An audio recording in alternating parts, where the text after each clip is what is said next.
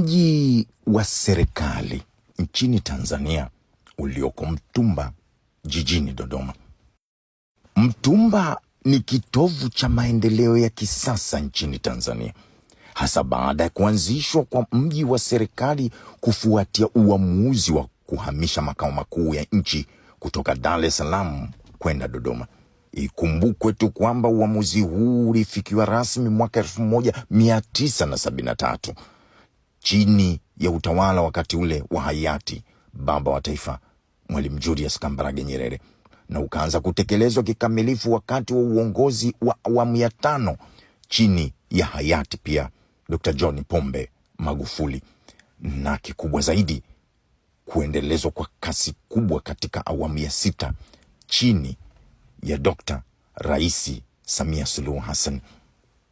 Kihistoria, Mtumba awali ikiwa ni eneo lenye shughuli za kilimo na makazi ya kawaida kabisa, limebadilika hii leo kwa haraka mno na kuwa mji wa kisasa unaohifadhi taswira ya maendeleo ya kitaifa.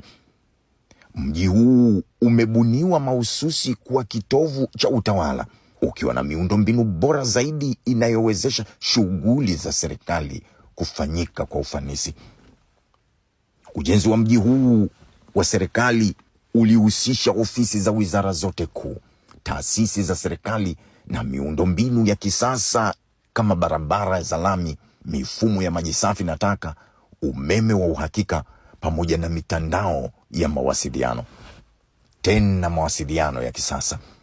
Mtumba ni eneo la kimkakati, iko Dodoma katikati ya Tanzania, na hivyo kurahisisha mawasiliano ya kiutawala na kiuchumi katika mikoa yote nchini.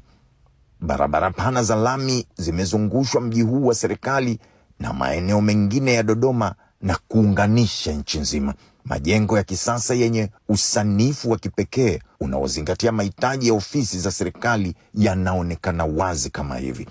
Mtumba imebadilisha mandhari. Kumekuwa na mandhari tulivu na mazingira yaliyopangwa vizuri mno, yakiwa na viwanja vya kijani, miti ya kivuli na bustani nzuri zinazowapa watumishi wa serikali na wageni mazingira ya kazi ya kuvutia mno.